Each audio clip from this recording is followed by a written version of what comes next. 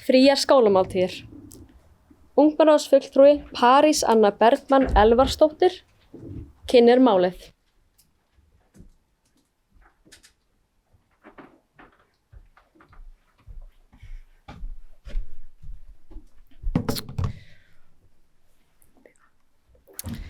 Ágæti forseti, bæjarstjórn, fulltrúar ungmennaráðs og aðrir fundargestir. Orðið opið.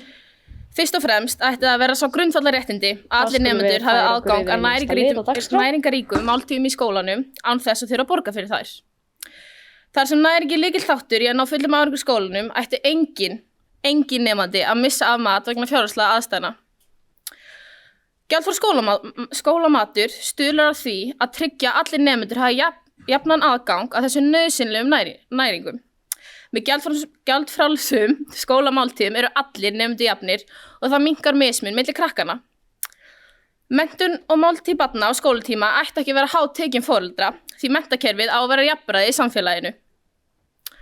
Foreldrar barna bera mikil byrði þegar kemur að fjárhagslegum kostnaði, sérstaklega einstæða foreldrar og þeir með lága tekjur upplifa það erfitt að geta enda möguleikana. Í tíðinni sem verðbólga er í rís er mikilvægt að stjórnvöldin leita að leiðum til þess að létta álaginu og tryggja að fjárhagslegur þrýstingur sé ekki of mikill. Gjaldfrjálsar skólamáltíðir eru ein lausn og hægt er að taka dæmi af Svím og Finnum sem bjóða öllum börnum næringaríka máltíðir án gjalds. Þann 7. mars síðastaliðinn var undirritaður nýr kjarasamningur milli stéttarfélaga og samtaka atvinnulífsins og ríkið kom að því líka. Ríkisstjórnin kynnti aðgerðapakka sem gildir til 4 ára og eitt af því sem er lagt í þessum aðgerðarpakka eru gjaldfrjálsar skólamáltíðir í grunnskólum. Áætlað er að kostnaður við þetta nemi allt 5 milljörðum á ári og mun ríkið leggja til allt að 75% kostnaðarins. En það virðist samt sem svo sveitarfélögin hafa ekki öll verið sérstaklega ánægð með þetta. En málið er svoleiðis, það getur engin skuldbundið sveitarfélögin nema þau sjálf og nú reynir á hvað sveitarfélögin ætla að gera í þessu. En þá spyr ég, hvað ætlar Akureyrar bara að gera? Hvernig tekur bæjarstjórnin í þetta og hvernig ætlar það að vinna þetta áfram og setja þetta verkefni upp?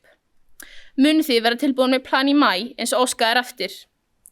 Munu þurfa að vera reglur skammt og mat? Krakkar með ákveðin matarónæmi og óþol, mun eitthvað vera í boði fyrir þau? Og mun þessi breyting bitna á gjöf matarins og hvernig verður það tryggt að svo verði ekki? Takk fyrir mig. Þá hefur fulltrúi ungmennaráðs París Anna lokið máli og upp í pontu stígur bæjarfulltrúi Hulda Elma Eysteinsdóttir.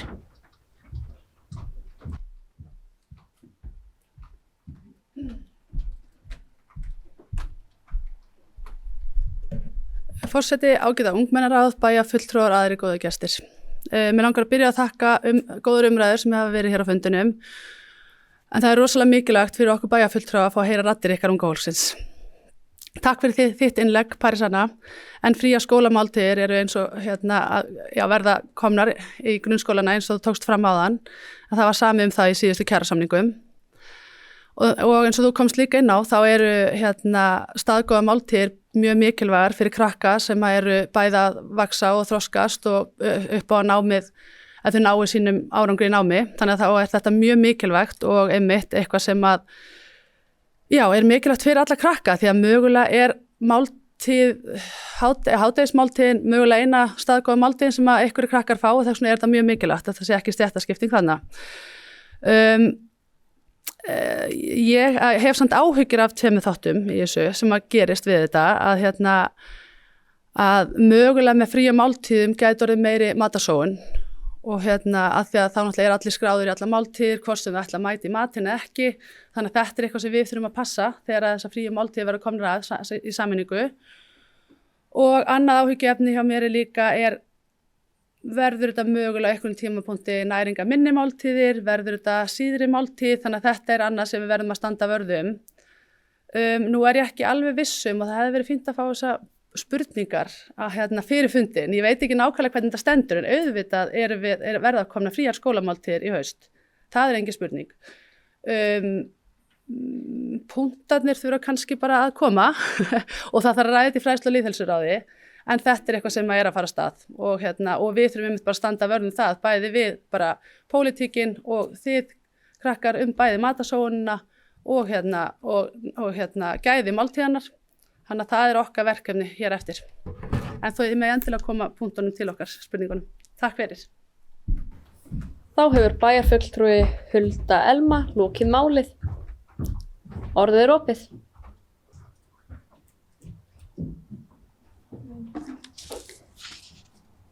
Þá skulum við halda áfram með dagskrá. Já, París Anna ungmennaráðsfulltrúi stígur upp í pontu.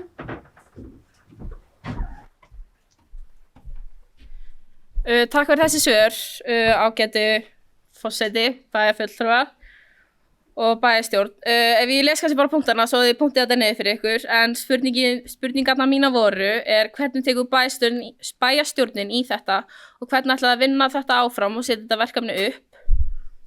Munu þið vera tilbúin með plan í maí eins og óskar eftir. Munu þurfa að vera reglur skammt og mat. Krakkar sem eru með ákveðin matarófnæmi eða óþol munu eitthvað vera í boði fyrir þau. Og mun þessi breyting bitna á gæði matarins og hvernig verður það tryggt að svo verði ekki. Ok, þú sagðir þessi 2 áhyggjuefni rétt áðan hvort það væri meiri matasóun. Ef ég kannski svona segja hvað mér finnst með það, hvað kannski væri hægt að gera, það væri mögulega hægt við að setja þetta plan upp að segjum bara að skólarnir sjálfir þyrftu kannski að senda tölvupóst á alla foreldrana hverjir munu verið í mat og hverjir ætla að nýta sér þennan mat og þá eru alltaf einhverjir ákveðnir sem ætla ekki að vera og þá alltaf hægt að gera ráð fyrir þeim sem vilja og ætla að vera í mat. Ég man ekki hver hinn spurningi var. Já, það væri kannski hægt að gera það eitthvað svoleiðis og mér finnst þetta mjög mikilvægt því að ég var ekki alltaf í mat út af bara fjárhagslegum aðstæðum og svoleiðis og það var alltaf svona, ef ég segja bara frá mínum sporum, þá var alltaf stundum leiðilegt að sjá að það voru ekki allir í mat en ég var samt alveg stundum í mat sko. En líka bara sjá, þú veist, ég allavega, það hljóta fleiri að taka eftir í, að þeir sem eru stundum ekki í mat mjög leiðilegt að sjá að, þú veist, að það greinilega eitthvað að, þú veist, þeir sem eru ekki í mat út af því þau geta ekki verið í mat. Og maður tók svolítið eftir því sem mjög sárt að sjá út af því það eiga allir krakkar skilið að vera í mat og eins og Fríða kom með náðan, öll börn eru jöfn. Þannig að mér finnst mjög mikilvægt að þetta verður komið upp í, hvenær á þetta verður komið upp í ágúst minnum mig, einhvern veginn svolítið þegar skólinn byrjar aftur. En það þarf að gera þetta vel og mér langar samt alls ekki að sjá að maturinn verður eitthvað verri út af því að hann ekkert alltaf eitthvað sjúklega góður sko. En já, bara gera þetta vel og finna góðar lausnir út frá þessu. Takk fyrir mig. Þá hefur fulltrúi ungmennaráðs París Anna lokið máli. Orðið opið. Já. Fulltrúi ungmennaráðs Fríða Björg stígur upp í pontu. Ágæti forseti og bæjarfulltrúar og fulltrúar ungmennaráðs. Mig langaði bara að stíga hingað upp og ítreka það að það verði skoðað með fæði fyrir börn sem eru með ofnæmi að verði virkilega skoðað að hafa það líka fjölbreytt. Af því að nú ég reyndar ekki sjálf í grunnskóla en ég sé núna næstum því á hverjum degi sama strákinn alltaf fá soðinn fisk og kartöflur, ekkert meira, næstum því á hverjum degi. Jú, þetta náttúrulega holl fæða, en þetta ekki kannski eitthvað sem maður vill borða á hverjum degi, en þetta bara það sem til fyrir hann. Þetta ekki sérstaklega skemmtilegt. Þegar það kannski pizza hjá okkur hinum, þá bara soðinn fiskur fyrir hann. Það ekki alveg svona. Og mér langaði líka að ég var með strák í grunnskóla sem að við vorum í ferðalagi með skólanum og hann var með nesti. Það var hvítt brauð með súkkulaði smjöri. Kennarinn spurði, af hverju ert þú að borða þetta? Þetta ekkert rosalega hollt. Og hann segir, þetta var bara það sem var til hjá mér. Það var ekkert annað til. Þannig mér langar líka að ítreka það að þetta rosalega mikilvægt. Þetta ekki bara, við þurfum líka, jú, þetta kannski, og matasóun. Þetta náttúrulega alltaf matasóun og kannski verður meira matasóun. En maður gæti líka komið með lausn að því að krakkarnir fá eitthvað fyrir það að sóa ekki mat. Kannski fá að velja hvað í matinn einn dag mánaðarins og hafa þetta kannski keppni milli bekkja að því að krakkarnir þau gera það ef þau fá eitthvað í staðinn. Ef þau fá eitthvað gott í staðinn þá gera þau virkilega. Takk fyrir mig. Þá hefur fulltrúi ungmennaráðs Fríða Björg lokið máli. Orðið opið. Ungmennaráðsfulltrúi París Anna stígur upp í pontu. Ágæti forseti, bæjarstjórn, fulltrúar ungmennaráðs og aðrir fundargestir, hún svona mælið það. En akkurat eins og þú segir Fríða, það er rosalega mikilvægt að sé margt í boði fyrir þau sem eru líka með óþol.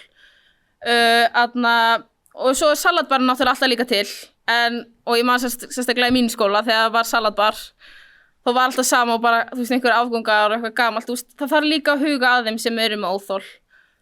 Og já, það er bara svo mikilvægt að þau fái líka næringuna sína, eins og við talaðum, kannski er endurtak allt sem fyrir að segja.